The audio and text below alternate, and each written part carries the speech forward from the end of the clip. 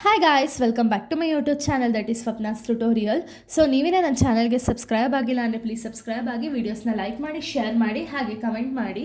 So ಇವತ್ತು ನಾನು ಮಾಡ್ತಿರೋ ಸಬ್ಜೆಕ್ಟ್ ಯಾವುದು ಅಂದರೆ ಫಸ್ಟ್ ಸೆಮ್ BComನ ಮಾಡರ್ನ್ ಮಾರ್ಕೆಟಿಂಗ್ ಅನ್ನೋ ಒಂದು ಸಬ್ಜೆಕ್ಟ್ನ ಎಕ್ಸ್ಪ್ಲೈನ್ ಮಾಡ್ತಿದ್ದೀನಿ.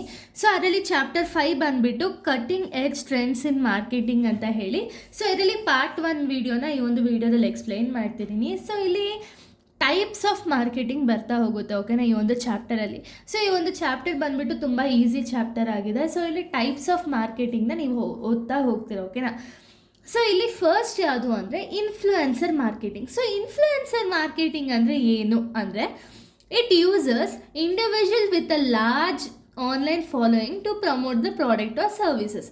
ಸೊ ಇಲ್ಲೇನಾಗುತ್ತೆ ಅಂದರೆ ಇಂಡಿವಿಜುವಲ್ ಮಾರ್ಕೆಟಿಂಗ್ ಅಥವಾ ಇನ್ಫ್ಲುಯೆನ್ಸರ್ ಮಾರ್ಕೆಟಿಂಗಲ್ಲಿ ಏನಾಗುತ್ತೆ ಅಂದರೆ ಇಂಡಿವಿಜುವಲ್ ಅಂದರೆ ಒಬ್ಬ ಸಿಂಗಲ್ ಪರ್ಸನ್ ಏನು ಮಾಡ್ತಾರೆ ಅಂದರೆ ಅವ್ರಿಗಾಗಿರುವಂಥ ಒಂದು ಎಕ್ಸ್ಪೀರಿಯನ್ಸ್ನ, ಇವಾಗ ಅವ್ರು ಯಾವುದೋ ಒಂದು ಪ್ರಾಡಕ್ಟ್ನ ತೊಗೊಂಡ್ರು ಅಂದ್ಕೊಳ್ಳಿ, ಆ ಪ್ರಾಡಕ್ಟ್ ಬಗ್ಗೆ ಎಕ್ಸ್ಪೀರಿಯನ್ಸ್ನ ಶೇರ್ ಮಾಡ್ತಾರೆ. ಸೊ ಈ ಬೇಸಿಸ್ ಮೇಲೆ ಲಾರ್ಜ್ ಆನ್ಲೈನ್ ಆಡಿಯನ್ಸ್ ಅಥವಾ ಲಾರ್ಜ್ ಆಡಿಯನ್ಸ್ಗೆ ಆ ಒಂದು ಇನ್ಫಾರ್ಮೇಷನ್ ಅನ್ನೋದು ರೀಚ್ ಆಗಿ ಆ ಪ್ರಾಡಕ್ಟ್ ಅನ್ನೋದು ಪ್ರಮೋಟ್ ಆಗುತ್ತೆ, ಆಯಿತಾ. So next these influences has built a trust and credibility with that audience.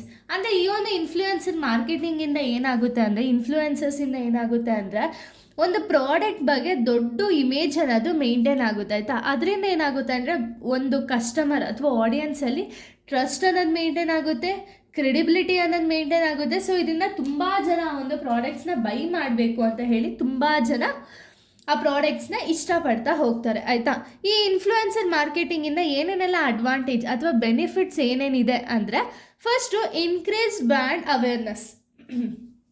ಅಂದರೆ ಆಗಲೇ ಹೇಳ್ದಂಗೆ ಇವಾಗ ಇನ್ಫ್ಲುಯೆನ್ಸಸ್ನ ಅಡಾಪ್ಟ್ ಮಾಡೋದ್ರಿಂದ ಏನಾಗುತ್ತೆ ಅಂದರೆ ತುಂಬ ಜನ ಲಾಟ್ ಆಫ್ ಕಸ್ಟಮರ್ಸ್ಗೆ ಆ ಒಂದು ಪ್ರಾಡಕ್ಟ್ ಬಗ್ಗೆ ಗೊತ್ತಾಗುತ್ತೆ ಆ್ಯಂಡ್ ಅದರಿಂದ ಬ್ರ್ಯಾಂಡ್ ಅವೇರ್ನೆಸ್ ಅನ್ನೋದು ಕ್ರಿಯೇಟ್ ಆಗುತ್ತೆ, ಆಯಿತಾ. Next enhance credibility and trust. ಅಂದರೆ ಇವಾಗ ಒಂದು ಪ್ರಾಡಕ್ಟ್ ಬಗ್ಗೆ ಒಂದು ಗುಡ್ ರಿವ್ಯೂ ಹಾಕಿದ್ರು ಅಥವಾ ಫೀಡ್ಬ್ಯಾಕ್ ಹಾಕಿದ್ರು ಅನ್ನಿ, ಅವಾಗ ಏನಾಗುತ್ತೆ ತುಂಬ ಜನದ ಮಧ್ಯೆ ಒಂದು ಟ್ರಸ್ಟ್ ಅನ್ನೋದು ಮೇಂಟೈನ್ ಆಗುತ್ತೆ, ಓಕೆನಾ. ಈ ಟ್ರಸ್ಟಿಂದ ಏನಾಗುತ್ತೆ ಅಂದರೆ ಒಂದು ಬ್ರ್ಯಾಂಡ್ ಕ್ರಿಯೇಟ್ ಆಗುತ್ತೆ ಆ್ಯಂಡ್ ಸೇಲ್ಸ್ ಅನ್ನೋದು ಇಂಪ್ರೂವ್ ಆಗುತ್ತೆ. ಸೊ ಈ ಪ್ರತಿಯೊಂದೂ ಕೂಡ ಜಾಸ್ತಿ ಆಗ್ತಾ ಹೋಗುತ್ತೆ. Next targeted marketing. So targeted ಅಂದರೆ ಇಲ್ಲಿ ಸ್ಪೆಸಿಫಿಕ್ ಆಡಿಯನ್ಸ್ನ ಅವರು ಟಾರ್ಗೆಟ್ ಮಾಡ್ತಾರೆ. ಅಂದರೆ ಎಕ್ಸಾಂಪಲ್ ಇವಾಗ ಏನು ಅಂದರೆ ಒಂದು ಐಡಲ್ ಕಸ್ಟಮರ್ ಅಥವಾ ಮಾರ್ಕೆಟಿಂಗ್ ಎಫೆಕ್ಟ್ಸ್ ಮೂಲಕ ಯಾವುದರಿಂದ ಬೆಟರ್, ಯಾವ ಟಾರ್ಗೆಟ್ ಮಾಡಿದ್ರೆ, ಯಾವೊಬ್ಬ ಪರ್ಸನ್ನ ಟಾರ್ಗೆಟ್ ಮಾಡಿದ್ರೆ ನಮಗೆ ಜಾಸ್ತಿ ಕಸ್ಟಮರ್ಸ್ ಅಟ್ರಾಕ್ಟ್ ಆಗ್ತಾರೆ ಅನ್ನೋ ಬೇಸಿಸ್ ಮೇಲೆ ಅವರು ಟಾರ್ಗೆಟ್ ಮಾರ್ಕೆಟಿಂಗ್ ಅನ್ನೋದನ್ನ ಮಾಡ್ತಾರೆ. Next improved engagement. ಅಂದರೆ ಇವಾಗ ಏನು ಅಂದರೆ ಒಂದು ಬ್ರ್ಯಾಂಡು ಒಳ್ಳೆ ಬ್ರ್ಯಾಂಡ್ ನೇಮ್ನ ಕ್ರಿಯೇಟ್ ಮಾಡೋದ್ರಿಂದ ಏನಾಗುತ್ತೆ ಅಂದರೆ ತುಂಬ ಜನ ಆಡಿಯನ್ಸ್ ಜೊತೆಗೆ ಅವರು ಟ್ರಸ್ಟ್ ಅನ್ನೋದನ್ನ ಬಿಲ್ಡ್ ಮಾಡ್ತಾರೆ. ಸೊ ಇದರಿಂದ ಒಂದು ಎಂಗೇಜ್ಮೆಂಟ್ ಅಂದರೆ ಇವಾಗ ಆಡಿಯನ್ಸ್ಗೂ ಮತ್ತು ಪ್ರೊಡ್ಯೂಸರ್ಸ್ಗೂ ಇರುವಂಥ ಒಂದು ಎಂಗೇಜ್ಮೆಂಟ್ ಅನ್ನೋದು ಜಾಸ್ತಿ ಆಗ್ತಾ ಹೋಗುತ್ತೆ. Next cost effective. So cost effective ಅನ್ನೋದಾಗುತ್ತೆ, ಯಾಕೆಂದರೆ ಇವಾಗ ರಾ ಮೆಟೀರಿಯಲ್ಸು ಪರ್ಚೇಸ್ ಮಾಡಿ ಒಂದು ಆಡಿಯನ್ಸ್ಗೆ ಸೇಲ್ಸ್ ಜಾಸ್ತಿ ಆಯಿತು ಅಂದರೆ ಅವಾಗ ಕಾಸ್ಟ್ ಎಫಿಷಿಯನ್ಸಿ ಅಥವಾ ಎಫೆಕ್ಟಿವ್ ಅನ್ನೋದಾಗುತ್ತೆ. Next access to new market ಅನ್ನೋದು ಆಕ್ಸೆಸ್ ಆಗ್ತಾ ಹೋಗುತ್ತೆ. ಸೊ ಇದೆಲ್ಲ ಒಂದು ಬೆನಿಫಿಟ್ಸ್ ಆಫ್ ಇನ್ಫ್ಲುಯೆನ್ಸರ್ ಮಾರ್ಕೆಟಿಂಗ್ ಆಗಿರುತ್ತೆ. ಇನ್ನು ನೆಕ್ಸ್ಟ್ ನಾವು ನೋಡೋದಾದರೆ ಓಮ್ನಿ ಚಾನಲ್ ಮಾರ್ಕೆಟಿಂಗ್.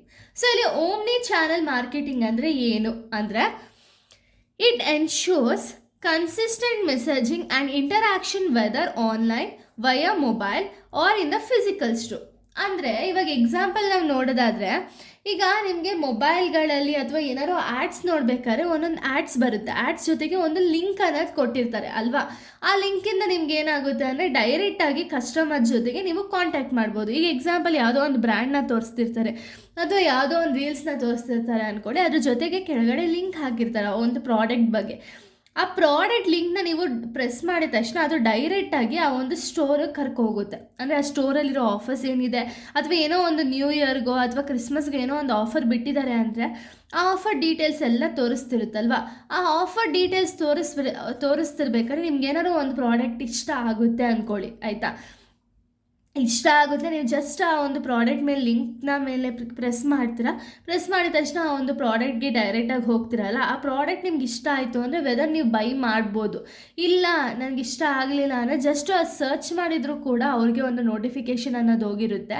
ಸೊ ಈ ನೋಟಿಫಿಕೇಷನಿಂದ ಅವ್ರೇನು ಮಾಡ್ತಾರೆ ಅಂದರೆ ನಿಮಗೆ ರಿಮೈಂಡ್ ಮಾಡ್ತಿರ್ತಾರೆ, ಈ ಒಂದು ಪ್ರಾಡಕ್ಟ್ನ ನೀವು ಬೈ ಮಾಡಬೇಕು ಅಂತ ಹೇಳಿ ಇಷ್ಟಪಟ್ಟಿದ್ರಿ ಬಟ್ ತೊಗೊಂಡಿಲ್ಲ ಅಂತ ಹೇಳಿ ಅವ್ರು ನಿಮಗೆ ಕಳಿಸ್ತಾನೆ ಇರ್ತಾರೆ ಮೆಸೇಜಸ್ನ.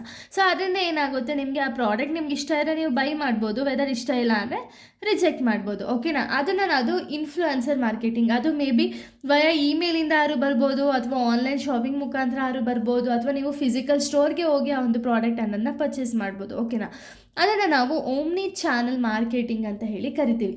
ಇನ್ನು ನೆಕ್ಸ್ಟ್ ಇದ್ರ ಬೆನಿಫಿಟ್ಸ್ನ ನಾವು ನೋಡೋದಾದರೆ,